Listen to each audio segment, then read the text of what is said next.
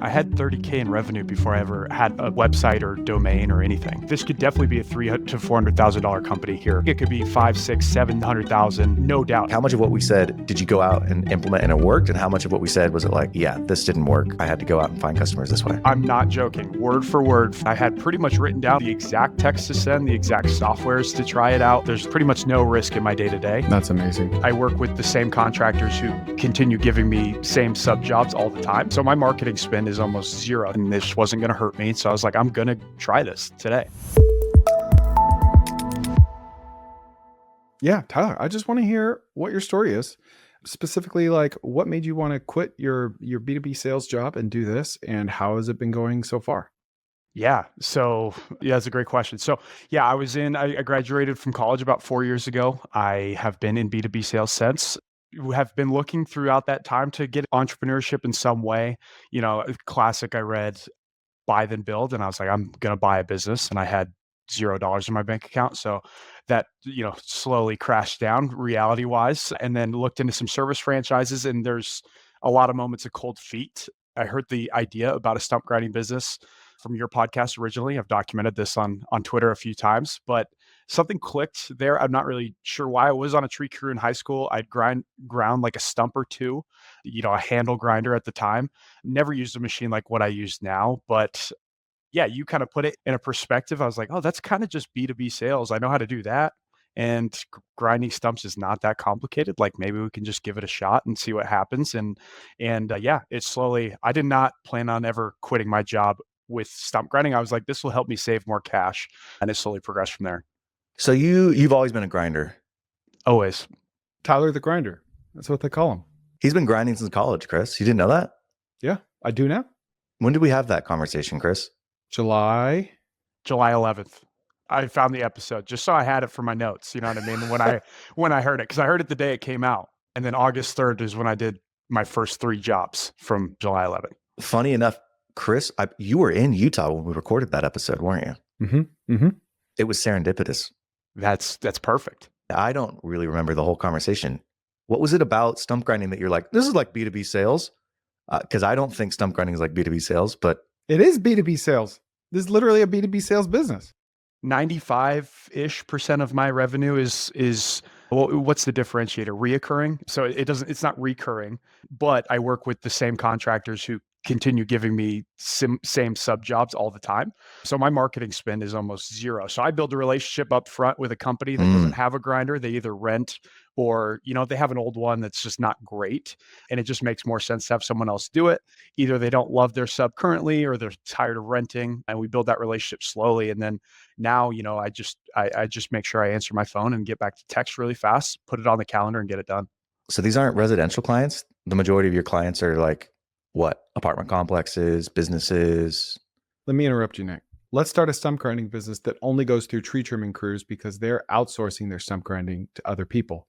So his customers are the tree trimming business owners, but their customers are residential. He's just not going through residential customers. Oh, I'm a retarded. They're subbing it out to him. Now I remember this part of the conversation. Yeah. And for anyone listening, if you want to go back and listen to this original podcast, it was episode number 37, July 10th, B2B stump grinding, cash cow or dud. That's right, because it wasn't just the stump grinding we were talking about. Yeah, okay. Now you probably I'm heard caught it up, on Tyler. the 11th, but yeah. Yeah, no, we're all here. It's perfect. I'm caught up. We're here physically. Yeah. All right, so a lot of the stuff we just talk about in theory, right? Where we're like, yeah, dude, this is what you could do. Here's the idea. How much of what we said, I mean, it's mainly Chris's idea, but how much of what we said did you go out and implement and it worked? And how much of what we said was it like, yeah, this didn't work. I had to go out and find customers this way. Yeah, I want to shout out Chris on this. I've mentioned this on Twitter, and Chris, I try to always tell people what ideas came directly from you still to this day. Thank you. Followed literally, I'm not joking, word for word. There's 10 minutes of the podcast that I probably listened to, I don't know, 3, 4, 5 times. And I had pretty much written down word for word the exact text to send, the exact softwares to try it out, trying it in a different market. So I actually tried out tried it out in Boise, even though I was down here in Provo. I was never going to service a Stump in Boise, but I wanted to see the demand in a similar market. So I Yeah. literally did everything from that podcast, did not change anything. And there was stuff that wasn't covered in the podcast, like brands of machines and, trailers and different things that are just logistics for the business that I had to go learn myself. But how to actually drum up my first customers, it was directly from the podcast. Nick, let me jog your memory even more. Yeah. I went to Upwork and hired a virtual assistant to call hundreds of tree trimming companies in Houston, because Houston's like a comparable market to DFW, because we were literally thinking about starting this. And then I shared that data with anyone that wanted it in a spreadsheet. And I forget what it was. It was like 10% of the market was willing to sub it out to us. And I think we covered the data on an episode like a month later or so. Did you ever look at that data, Tyler, and use it, or was it just kind of irrelevant? Yeah, I got that spreadsheet and that data. I mean, I looked at it. It helped me organize my spreadsheet actually, and how I did some of my outreach. And I asked you about your cold caller, and you're like, "Hey, I'll give you it once he's done doing this cold calling for me." And I was like, "All right, that's fine. Like, I'll just go do it myself." So I went and did most of the cold calling, cold texting, all myself, early stages. Gotcha. So Boise was your test market? Boise was my test market. What did it show? Oh, it was crazy. I remember the first day I sent out like 45 texts, and I had guys calling me like, "Dude, you need to be in this backyard in like 20 minutes." And I was like, whoa. I was like, easy. Like I didn't, there were some uncomfortable conversations there. I felt a little bit Like, whoa, dishonest. whoa, I was just lying. I'm not. I Yeah. just This was a listened to a guy test. on a podcast. Yes. I don't. Yeah. I was like, dude, Are you my I grandson? can't grind stumps. You guys are crazy. It was, yeah, but no, it went fast. That's how fast I did like 3 days of that. And then I was like, I'm going to stop doing this because I'm starting to get into some really weird conversations with people following up with me. Like, are you going to show up? I never told anyone I was going to show up anywhere, but there were people, telling me they had jobs for me. But it was great. I used those opportunities as like a conversation. I have an Arizona number. That's where I grew up. And so I was just like, "Hey, I'm coming from Arizona. This is the pricing down there. Like, what does the pricing look like up here?" Once again, you can judge me for my dishonesty. I totally Oh, dude, that's understand. smart. Yeah. So And you were framing it as, hey, I'm already out of market. This is what we usually pay. Help me understand what the pricing is. But really, you were just Mhm. trying to get pricing. yeah, and basically they would give me like, "Oh yeah, it usually works like this up here."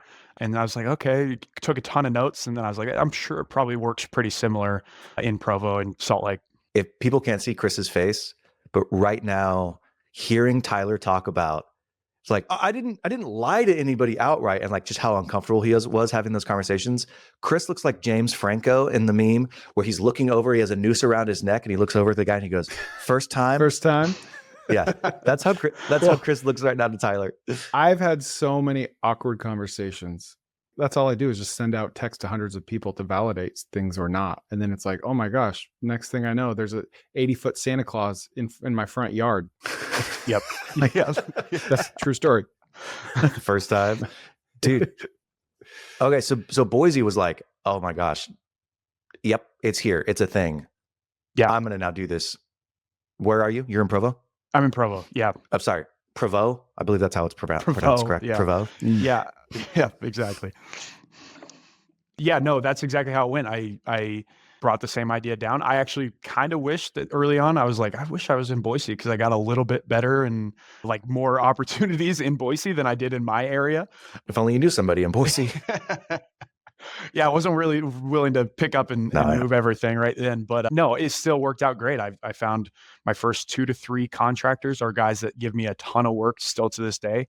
And then, after you land your first 2 or 3, the worry of like not being able to pay equipment or trailer or just some of that stuff kind of leaves, and it's just building from there. So it was awesome to get to those first 2, 3 relationships in the first few weeks, and then slowly after that build. But those first 4 weeks too, I was doing all this at a office of a tech company. So that was fun.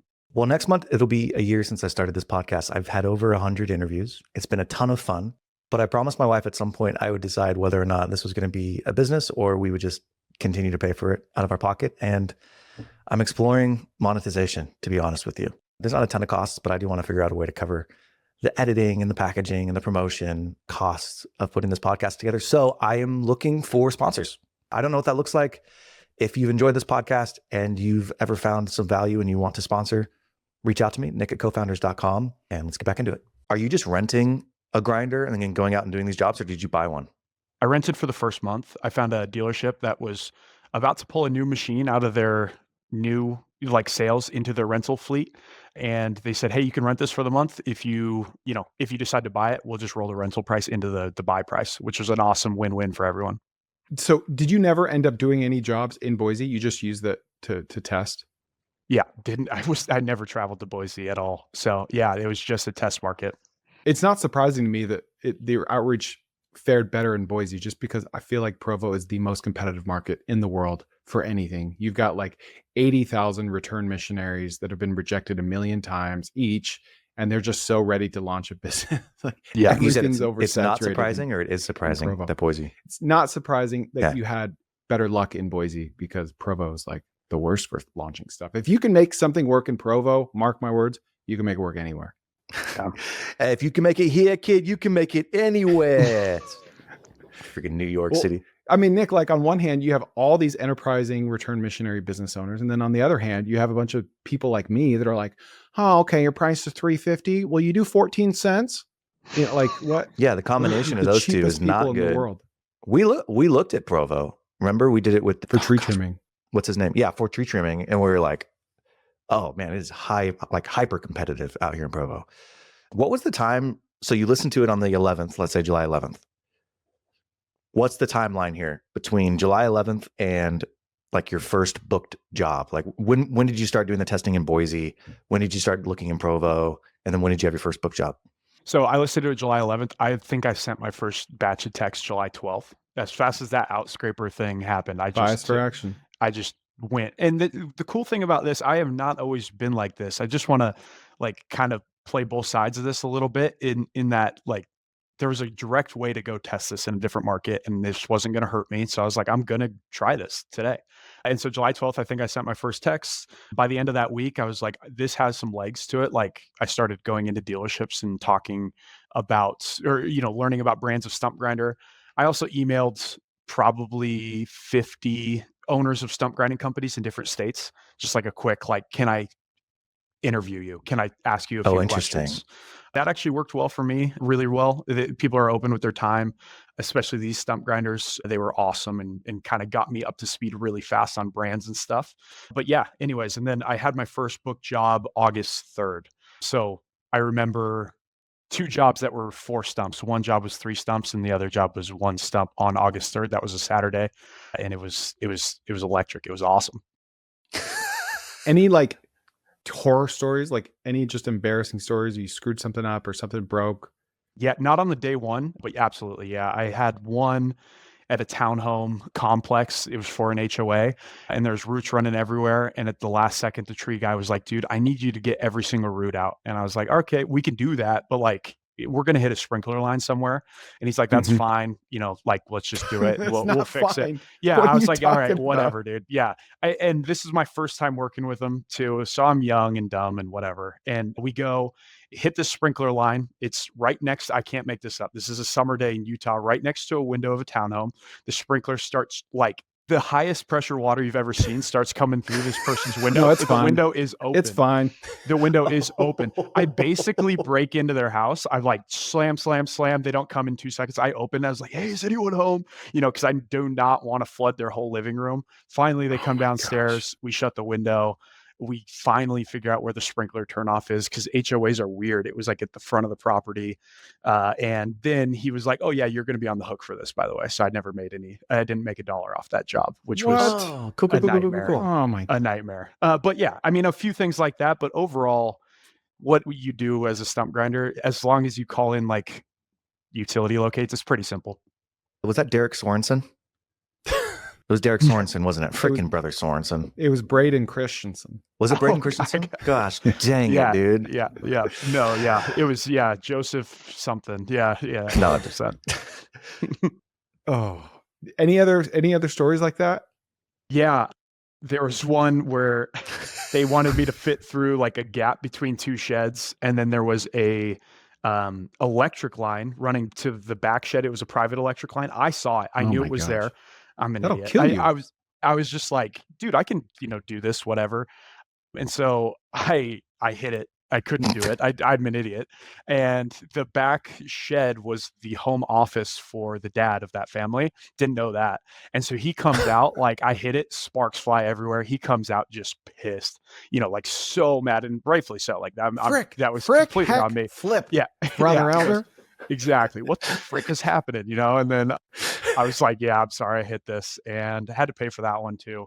Those are really the two worst ones. Outside of that, it's been small stuff here and there. Here's my question for all the people who are like, actually, you can't do one of these businesses without this type of insurance, this type of insurance, this much.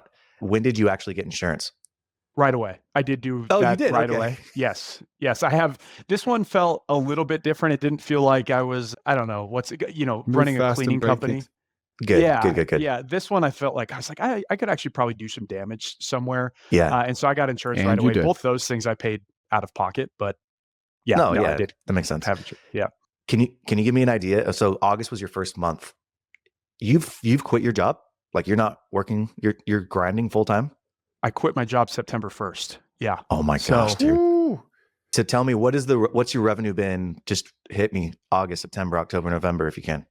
I have that somewhere. I could break it out individually, but so it was 9,500 in August. And then in September, I had like so much on the calendar that I was like, it's either I quit or I get fired, basically. And so I actually I negotiated some severance because I was pretty good at my job. So I had a really good book, and I was like, hey, let me help pass these accounts off to someone that wants them and let me leave. And they're like, yeah, perfect. We'll pay you for a month. And I was like, let's freaking go. And so September was 23K. So that was actually Oh my my biggest month still gosh. to this point. Really? Yes. And then it slowed Probably down because you're of like, winter. I was just going to say, yeah, probably because it's like end Yeah. of summer, going into fall. That's Yep. when people are doing the majority of this type of work. Totally. And then through the end of the year, I did 69,000 in revenue from August 3rd to the end of the year. And then in January, I did like 7, and this month I'll do 11. So it's starting to pick up again for the Holy spring. cow. Even in February, you're doing 11 grand. Yeah. Yeah. We're excited about that. It's awesome. I mean, are you grinding through the snow? Yeah. Some days. Yeah. I try not to, I try not to do it on snow days, but yeah, some days it's scheduled and it's not coming down too bad. If it's like a blizzard, I'm not going to be grinding a stump, but if it's some light snow, yeah, we'll put on a few jackets and go. Let's talk unit economics, like per job. What is your average job size? What is your average profit per job? And how do you think that'll change when you start scaling and hiring? Yeah. So 390 is my average job size. And that's skewed upwards probably because of a few outliers. I've had like a $4,000 job and a $5,000 job that are considered, one job there. I do not know my profit per job, just going to be honest there, hand up. I try to keep track of all this stuff, but I don't know that currently. That's okay.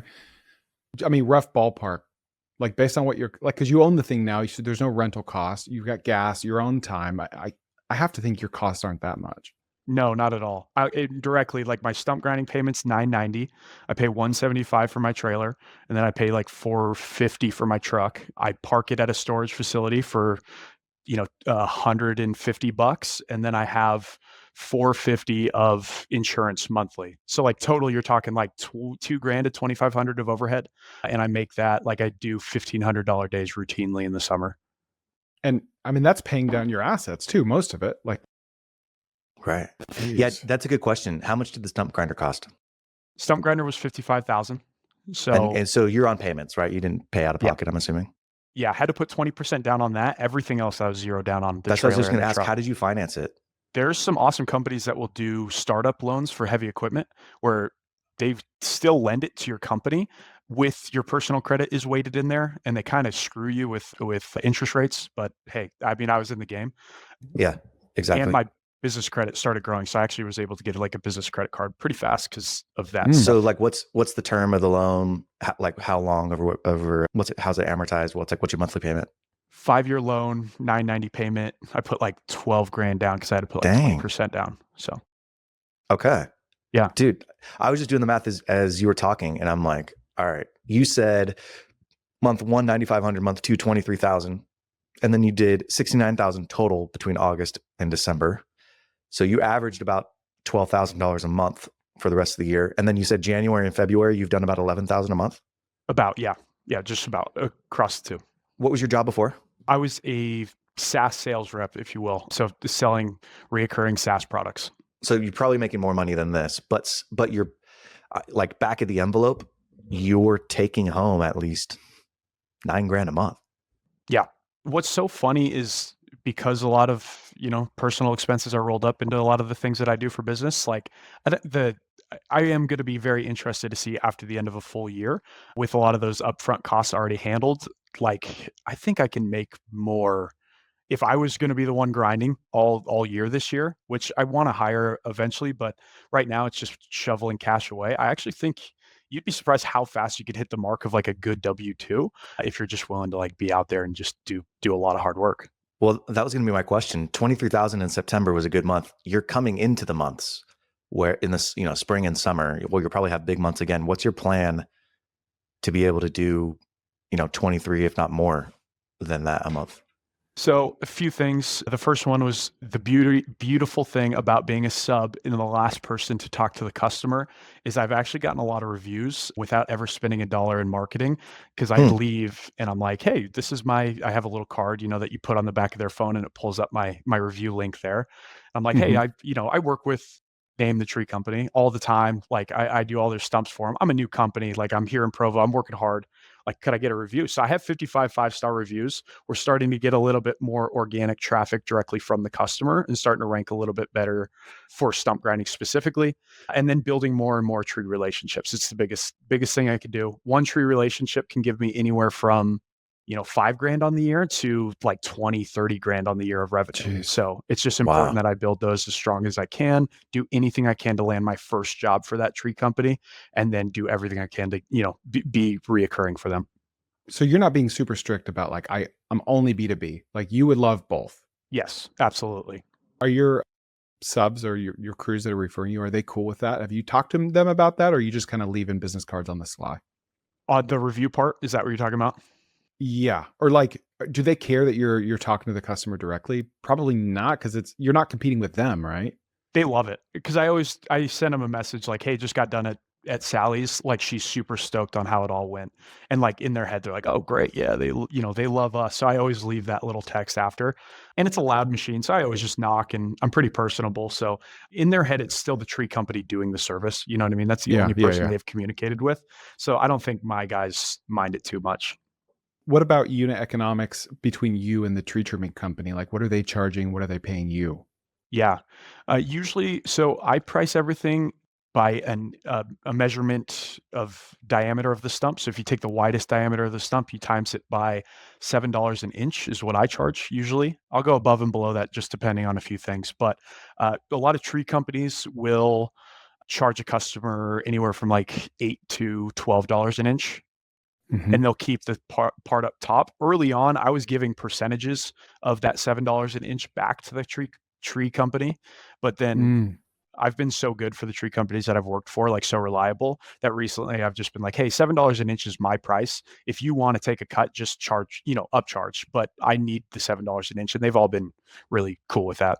Okay, so the customers aren't paying you. Customers aren't usually paying me directly. No, usually I get paid by the tree guy. Yep. Do you know what per inch that they're charging? Usually like 10 to 12 bucks an inch, usually. Okay, I guess you said that. Okay. And then sometimes, if it's a huge job, they'll throw a stump in for free or, there's a bunch of things that they'll do, but usually the job will make up for that if they throw it in for free. So, When you go directly through the customer, are you charging 10 to 12 per inch? yes. Yeah, absolutely. Usually I'll sit at right around 10 when I'm going directly if someone got my number. Have you started getting direct customer referrals at this point? Yeah. Yeah. Some direct customer referrals every once in a while, like tree companies just don't even want to deal with the stump grinding lead if it's a pure stump grinding lead. So they'll just shoot my number over to that customer and I'll get a call. So that are you way. still paying $0 for marketing, or are you starting to invest in that? I'm starting to invest a little bit into marketing. SEO I've paid for actually the whole time. So I have paid for, my friend runs a little SEO company out here. And so I've been investing in that and like the website a little bit, but outside of that, I'm playing with some Facebook group direct marketing potentially, I think could work. Yeah, playing with a few different things. How important do you think your sales ability is to this being successful to someone, or is it not that hard of a sale?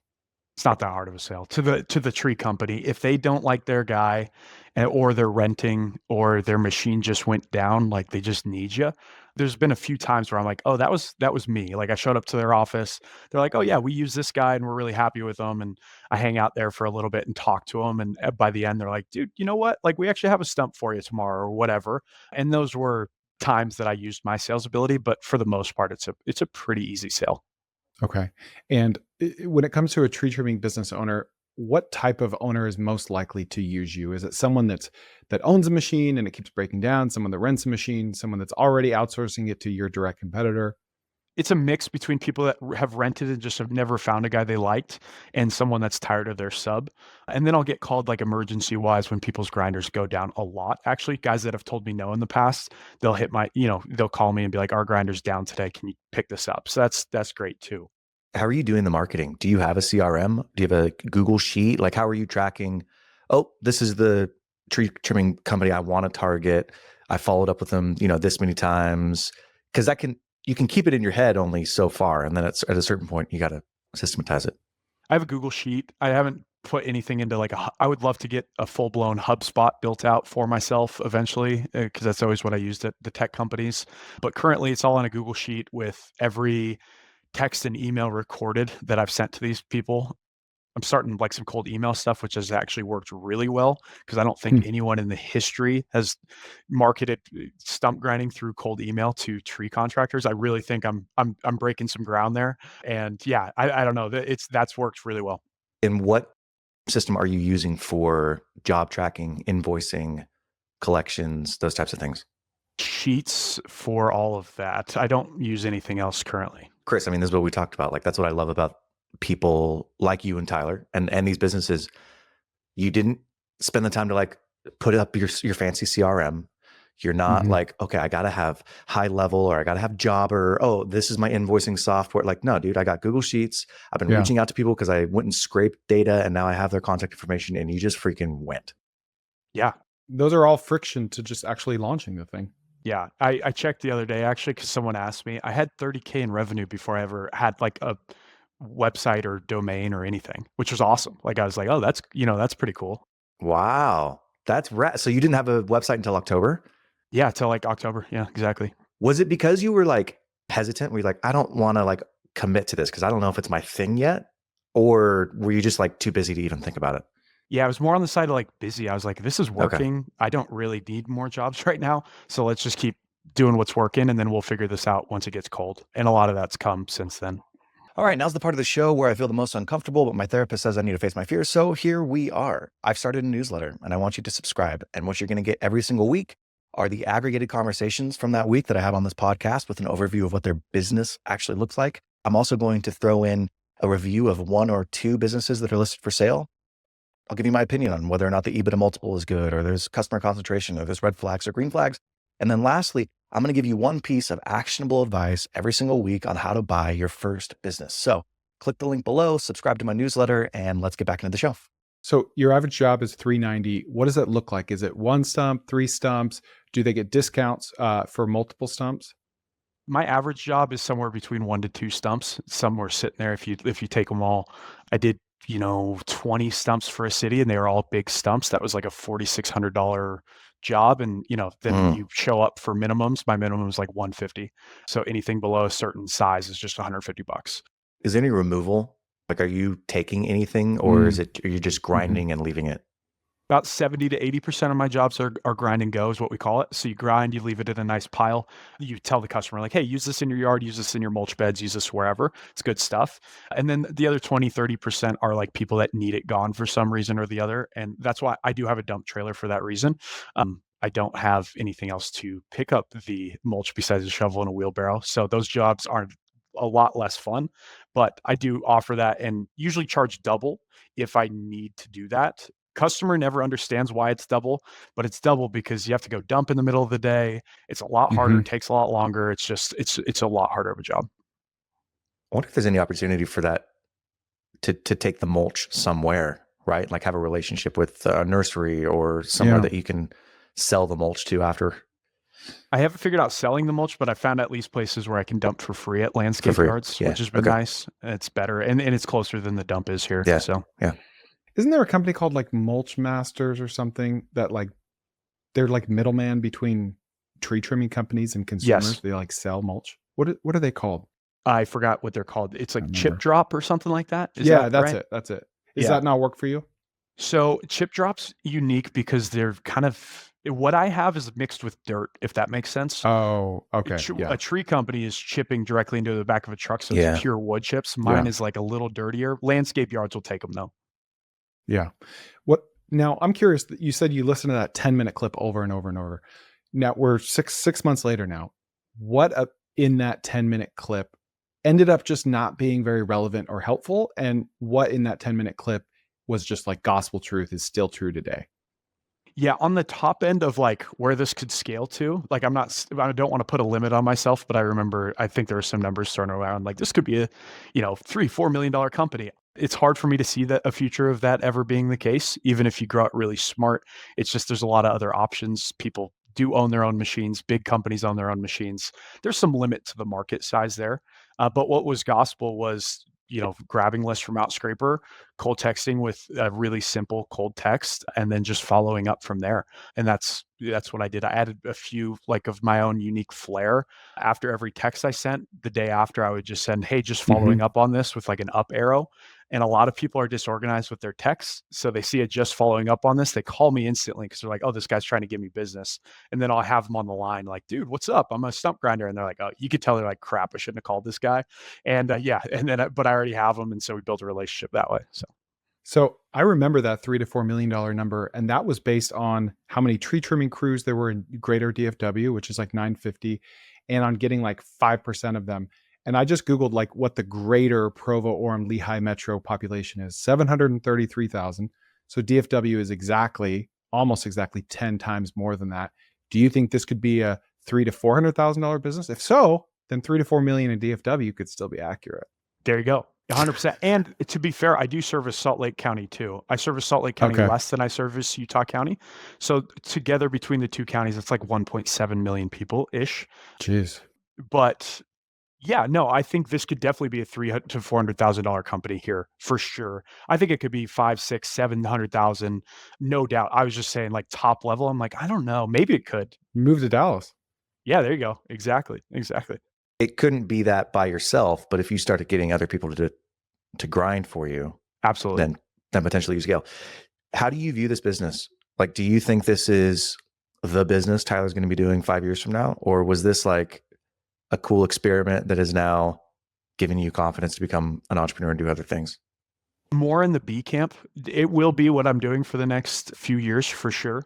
What I consider it to be is a cash heavy business that allows me to learn business at a really, really low level of risk, like really low now. At this point, there's pretty much no risk in my day to day. And then I sit back and I do a ton to learn as much as I can about other business models and do other things outside of just stump grinding.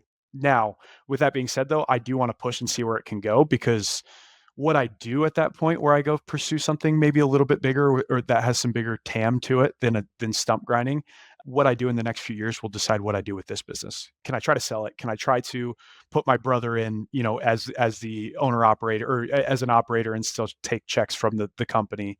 There's a lot of options. So really most of my day-to-day is focused on pushing it as far as I can. But I do think at some point I will want to move to something a little bit bigger. I'm like so tempted right now to just go start this business. It just sounds awesome. Yeah. I won't. But It's fun.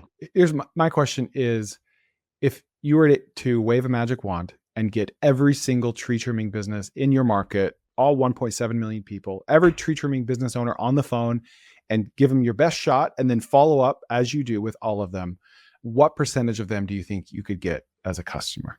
It's a good question. Probably 20 to 25%, I think would be maybe 30% would be right around there. Higher than I thought. I really think I could do 30%. And you think 5 to 25 grand a year top line from each of them is realistic? Yes, it just depends on the size. But yes, yeah, there's some, it could even be bigger, to be honest, if you get a huge company. But those guys run like 2 to 3 grinders and just don't need me. Yeah. Okay, so let's be conservative here because we know that there's about one tree trimming business for every 10,000 people. So if you're in a city on an island, 100,000 people, there's going to be 10 tree trimming businesses. Let's say that someone isn't as good at selling as you and they can only close 20% of them. That's going to be two. Let's say 5 to 25,000 per year. Let's be conservative and say $10,000. So theoretically, in a city of 100,000, you would do $20,000 a year top line. Or does that sound like too low, like too conservative? No, that sounds about right. Yeah, sounds about right. How many tree trimming companies are there in the 1.7 million, I guess, metroplex that you're operating in? I don't have an exact number. I know my data scrape pulled like 500 plus. That's like one in 5,000. There's duplicates and stuff in there too. I remember, Nick, when we did this research for tree trimming, we didn't like Provo because Dallas was 1 in 10,000. Provo was 1 in 5,000 people. Right. Yeah. So was it good for you? There's less tree coverage too here than in Dallas. If you compare them directly, there's a few less trees here, just a little bit drier. Last question. What is the exact make and model of your grinder and would you recommend it to others? Bandit 2550. Yes, I would definitely recommend it to others. You have to get to a certain amount of horsepower that you're dangerous in the industry. Because if you're at the low horsepower that people could rent the same machine, it's like, why would we do that? You know what I mean? Yeah. But then there's top levels that are way bigger than mine that would be awesome to have. They're just come with about double the price point. So it's a great middle ground. But I always tell guys, hey, go find the dealerships in your area because there's 4 brands and there's really not always 4 dealerships for each, a brand for each dealership in your area. So dealership support is important in stump grinding because these things take a beating and you're going to need to replace things on them. So I always tell people that. What advice would you give to somebody who's thinking about doing this in their local market? Yeah, I would tell them to go listen to that first podcast. I would tell them to go listen to this. And then can I shout other people's podcasts yes, on here? Is that okay? Of course. Okay. Yeah, we'll bleep it out. Okay. Yeah, perfect. Say whatever you want. It's not yeah, exactly. Austin Gray, he's big on Twitter as well. He runs the Owner Operator podcast. He interviewed me there and we went really into detail about like the small things in the business because he runs a, land clearing heavy machinery business as well. So that's awesome. And then I'll plug my own stuff. I don't talk about this at all, but I do have a lot of community people now. Of course. No, not a community, not of course. No. Well, I guess it is a PDF. Yes. There it is. Well, okay. It's kind of keep going. I have gotten a little bit of a following on Twitter. So I have a lot of people ask for phone calls and stuff like that. And one week, I think I hopped on like 15 phone calls and I was like, what am I doing with my week? And so I put together this 84-page PDF. It's a no-brainer price. It's like $149. My average job's $390. So if you ever land a stump grinding job, you will pay for the PDF. And that's what I'd recommend too, because I put some stuff on there that's a lot of it's from the original podcast with you, Chris, but then there's a lot of like stump grinding specific stuff on there that's just super niche. Chris, what percentage did we get from that? 89%. We got 89%. Okay, cool. Exactly. Gumroad gets the other 5, and then I'm left with like 4.5% there. It's perfect. Yeah. Dude, Tyler, nice work, man. This is awesome. Thank you, guys. I appreciate it. I just wanted to say real quick, like I have listened to every episode of both of your podcasts. So I'm not just saying that. Thank you. I am really, this is awesome. I just really appreciate being here and meeting you guys. I know it's kind of sounds funny, but it's like meeting. I'm excited about it this morning. So I would ask you whose podcast you like better, but I don't want to have my feelings hurt. Don't ask. I listened to Chris's first because I saw tweets from Chris earlier, and I'm his first love. I've caught up on both. So, dude, congratulations! Can't wait to check in with you in a year, my friend. Thank you, guys. Appreciate it. Thank you, Tyler. This is awesome. You're awesome. Thank you. Have a good day.